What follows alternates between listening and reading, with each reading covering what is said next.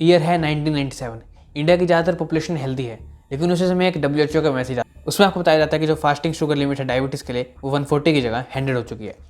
Boom, India की आधी ज़्यादा पॉपुलेशन को अब डायबिटीज़ है। डायबिटीज़ के अंदर बेसिकली 3 टेस्ट होते हैं, fasting blood sugar test, 2 hours after meal test और HbA1c टेस्ट। हम बात करें फास्टिंग ब्लड शुगर टेस्ट की, तो नॉर्मल जो वैल्यू आती है वो 70 से 99 mg/dl आती है। अगर आपकी वैल्यू 100 to 130 तो आपको प्री डायबिटिक के अंदर रखा जाएगा। इसका मतलब यह है कि आप डायबिटीज से प्रिवेंट हो सकते हो, लेकिन आपको अपने लाइफस्टाइल्स के अंदर काफ़ी सारे चेंजेस करने होंगे। अगर आपकी वैल्यू 130 से अबव है तो आपको डायबिटीज़ में माना जाता है। 1997 से पहले डायबिटीज़ के लिए जो फास्टिंग शुगर लिमिट थी वो 140 थी, लेकिन WHO ने इसको रिड्यूस करके 126 कर दिया 1997 में, और 2003 में ये कम होती होती 100 पर आ चुकी है।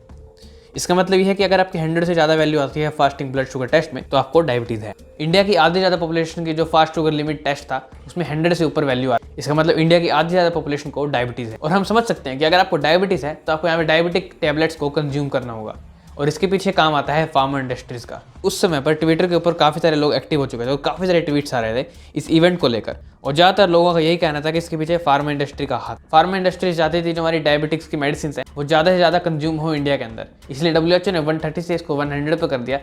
और इसका रिजल्ट ये हुआ कि अगर आपकी लिमिट 100 से ऊपर आती है तो आप एक डायबिटिक पेशेंट हो।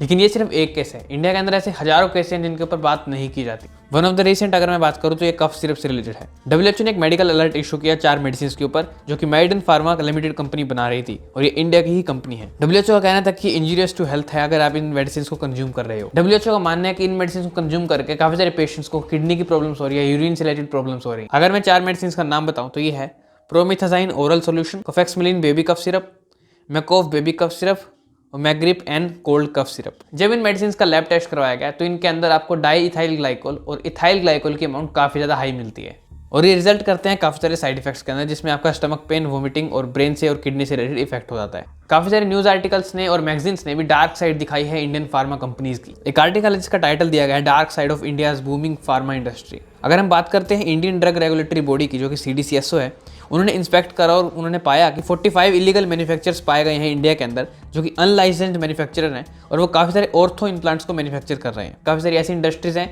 जिनके अंदर रूल्स को वायलेट किया जा रहा है, जो कि टेस्ट करते हैं, लैब टेस्ट होते हैं, वो प्रॉपर नहीं है। इंडिया लार्जेस्ट एक्सपोर्टर है जेनरिक ड्रग्स की दुनिया में।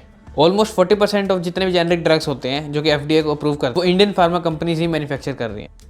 लेकिन जो सबसे बड़ा पॉइंट है वो ये है कि इंडियन फार्मा कंपनीज प्रायोरिटी देती हैं बिजनेस को, और एथिक्स को वो बिल्कुल भी प्रायोरिटीज नहीं दे रही हैं। और बिजनेस से आपको पता है कि यहाँ पर जो हमारी हेल्थ है उसके ऊपर काफ़ी इफेक्ट पड़ता है। अगर मैं एक केस की और बात करूँ तो यहाँ पर काफ़ी सारी फार्मास्यूटिकल इंडस्ट्रीज होती हैं, काफ़ी सारी कंपनीज होती हैं जो कि मैन्युफैक्चर करती हैं एंटीबायोटिक्स को। अब एंटीबायोटिक्स को बनाने के लिए काफ़ी सारे स्टैंडर्ड्स को हमें फॉलो करना होता है, और अगर आप उनको फॉलो नहीं करोगे तो एंटीबायोटिक्स के आपको काफ़ी साइड इफेक्ट्स देखने को मिलेंगे।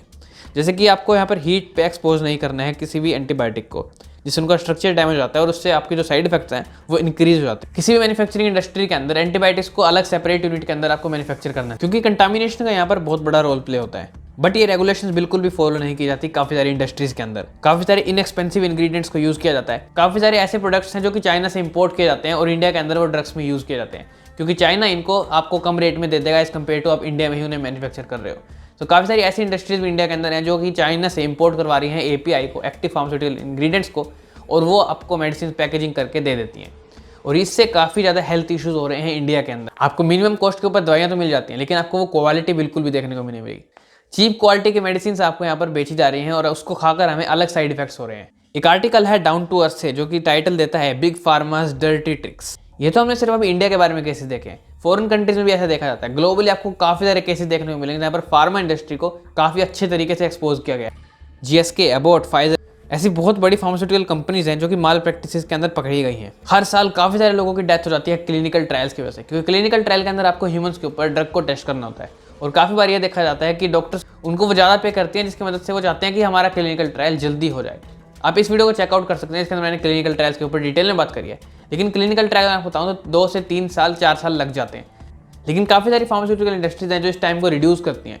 रिड्यूस होने की वजह से जो ड्रग है उसका साइड इफेक्ट आता है, और काफ़ी सारे लोगों को हेल्थ प्रॉब्लम्स हो जाती है और काफ़ी सारे लोगों की डेथ भी हो जाती है।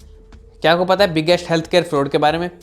GSK जो कि एक ब्रिटिश ड्रग कंपनी है, biggest pharma company in the world, उन्होंने एक रिकॉर्ड रीच करा है $3 बिलियन का और ये सेटलमेंट रिकॉर्ड है। In the pharmaceutical industry, it is the largest healthcare fraud settlement in history. We're going right now to Devlin Barrett. He is in Washington, D.C. to bring us up to speed on this.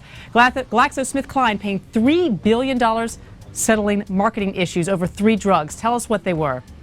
GSK के अंदर काफ़ी सारी ऐसी activities देखी गई हैं जिनके through उनको जेल हो सकती, उनके ऊपर काफ़ी सारे केस हो सकते थे, लेकिन उन्होंने सेटलमेंट कर लिया है।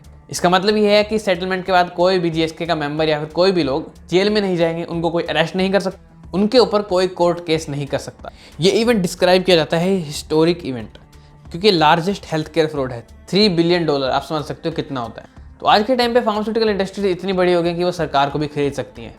और ये तो सिर्फ मैंने आपके साथ कुछ स्टोरीज ही शेयर करी हैं। इंडिया के अंदर और वर्ल्ड के अंदर काफ़ी सारी ऐसी माल प्रैक्टिसेस अभी भी की जा रही हैं। अगर आप इस टॉपिक को और डीप में जानना चाहते हो तो मैं आपको यहाँ पर एक बुक रिकमेंड करता हूँ। बुक का नाम है bottle of lies, Ranbaxy and the dark side of Indian pharma. इस बुक को आप पढ़ सकते हो अगर आपको और जानकारी चाहिए इंडियन फार्मा इंडस्ट्री से रिलेटेड। अगर आप और डार्क साइड जानना चाहते हो इंडियन फार्मा इंडस्ट्री की तो आप इस बुक को भी पढ़ सकते हो। इस वीडियो में इतने ही। अगर आपको इस वीडियो से कोई भी लर्निंग इन्फॉर्मेशन मिले तो इस वीडियो को लाइक करें, शेयर करें अपने दोस्तों के साथ जो कि फार्मेसी के फील्ड से जुड़े हुए हैं। और अगर आपने हमारे चैनल को अब तक सब्सक्राइब नहीं किया तो सब्सक्राइब भी कर लीजिए, क्योंकि ऐसे औसम कंटेंट इस चैनल के ऊपर आता रहेगा। तब तक के लिए धन्यवाद।